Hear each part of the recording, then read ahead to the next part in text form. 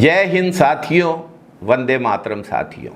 जय छत्तीसगढ़, जय जय छत्तीसगढ़, जय जवान जय किसान। हमारा छत्तीसगढ़ एक कृषि प्रधान राज्य है, ये सबको पता है। छत्तीसगढ़ से ही अन्य राज्यों को चावल की आपूर्ति की जाती है, तभी तो हमारे छत्तीसगढ़ को धान का कटोरा कहा जाता है। साथियों, किसान अपनी पूरी मेहनत और लगन से कृषि कार्य करते हैं और उसी से अपनी जीविका चलाते हैं। छत्तीसगढ़ में तो ज़्यादातर रकबा खेती का एक फसली है और वो एक फसल ही किसानों के लिए जीवन चलाने का माध्यम होती है। उस एक फसल से उन्हें अपने पूरे साल खर्च चलाने होते हैं। दशहरे तक किसान की फसल तैयार हो जाएगी, हरूना धान लुआने लगेगा। दशहरे के बाद दिवाली का त्यौहार आता है। दिवाली का त्यौहार हर किसी के लिए उत्साह और खुशियों से भरा होता है। किसान परिवार भी अन्य लोगों की तरह नए कपड़े, मिठाई, फटाके और अपने मजदूर भाइयों के लिए भी इस व्यवस्था की तैयारी करते हैं। भाजपा सरकार को किसानों की ये खुशी या किसानों का दिवाली मनाना रास नहीं आ रहा है। भाजपा सरकार किसानों से दिवाली की खुशियां छीनने का काम कर रही है। 1 नवंबर के पहले सप्ताह में दिवाली है, लेकिन सरकार 15 नवंबर से धान की खरीदी शुरू करेगी। किसान ये 15 दिन कैसे करेगा, ये सोचने की सरकार के पास फुर्सत नहीं है। ये भाजपा सरकार की कुनीति का स्पष्ट प्रमाण है। याद करिए, एक साल धान के किसान न्याय योजना, राजीव गांधी किसान न्याय योजना की राशि किसानों को मिलनी थी 31 अक्टूबर को, लेकिन दिवाली थोड़ा पहले आ गई। तो छत्तीसगढ़ की कांग्रेस सरकार ने, हमारे मुख्यमंत्री भूपेश बघेल की सरकार ने किस्त का पैसा दिए जाने की तारीख पहले कर दी थी। भाजपा की तो आज मंशा यही दिख रही है कि वो प्रदेश के किसानों को, मजदूरों को और किसान मजदूर के परिवारों को दिवाली त्योहार की खुशियों से दूर रखना चाहती है। जब किसान का धान बिकेगा ही नहीं तो उनके पास पैसे कहां से आएंगे? वे दिवाली की खरीदारी कैसे करेंगे? भाजपा सरकार ने धान खरीदी की तारीख 15 नवंबर घोषित की है, जबकि ये 15 नवंबर नहीं 15 अक्टूबर होना चाहिए। किसानों की धान खरीदी लेट होना सिर्फ किसानों का, मजदूरों का, उनके परिवारजनों का नुकसान नहीं है, बल्कि इससे व्यापार पर भी विपरीत असर पड़ेगा। यदि मजदूर और किसान के पास पैसा नहीं होगा तो बाजार में पैसा आएगा कहां से, और व्यापार भी इससे प्रभावित होगा। भाजपा हमेशा से किसान विरोधी रही है और धान खरीदी 15 नवंबर के करने के फैसले से न केवल किसानों को बल्कि व्यापार जगत को भी नुकसान पहुंचाने का काम कर रही है। कांग्रेस सरकार ने किसानों और उनके परिवारों के कल्याण के लिए राजीव गांधी किसान न्याय योजना लागू की थी। छत्तीसगढ़ सरकार ने राज्य के बजट में राजीव गांधी किसान न्याय योजना का पूरा प्रावधान किया था और पूरी राशि की व्यवस्था की थी। 21 मई 2020 को राजीव गांधी जी के शहादत दिवस पर राजीव गांधी किसान न्याय योजना की शुरुआत की गई थी।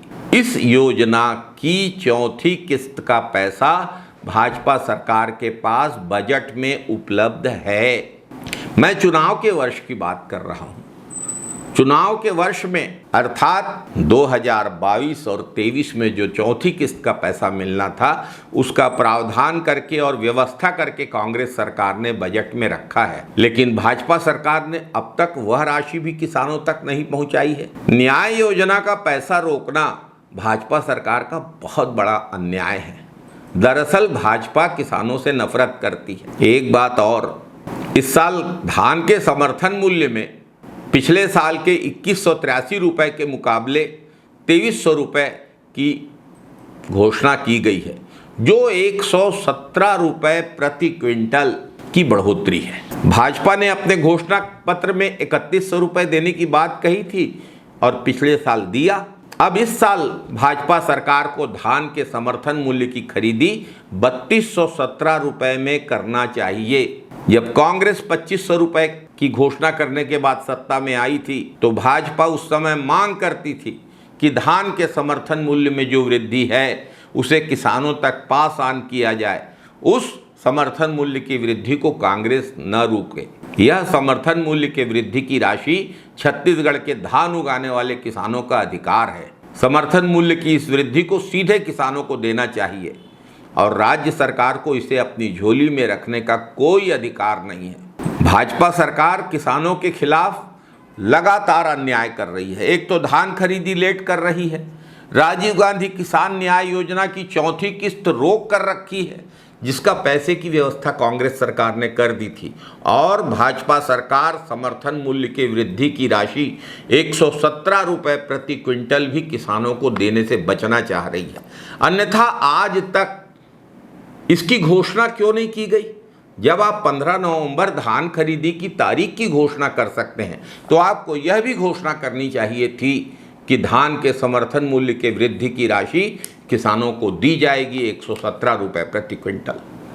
छत्तीसगढ़ की 70% से अधिक आबादी कृषि से सीधे जुड़ी हुई है और अप्रत्यक्ष रूप से इससे भी बड़ी संख्या कृषि से लाभान्वित होती है।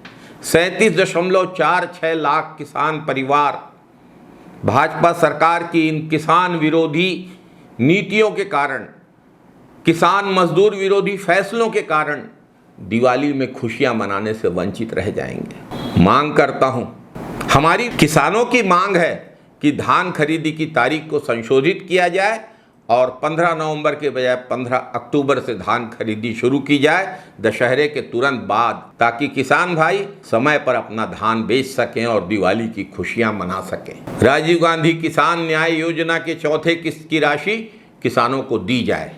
धान के समर्थन मूल्य में जो 117 रुपये की वृद्धि की गई है, वृद्धि की इस राशि को 3100 रुपये धान खरीदी मूल्य के साथ जोड़कर देने की घोषणा भाजपा सरकार करे, अर्थात 3217 रुपये किसानों को उनके धान का समर्थन मूल्य प्रति क्विंटल मिलना चाहिए। भाजपा सरकार को अपना अहंकार त्यागना चाहिए और किसानों के साथ अन्याय नहीं, न्याय करना चाहिए। जय हिंद साथियों, वंदे मातरम साथियों, जय छत्तीसगढ़, जय जय छत्तीसगढ़, जय जवान, जय किसान।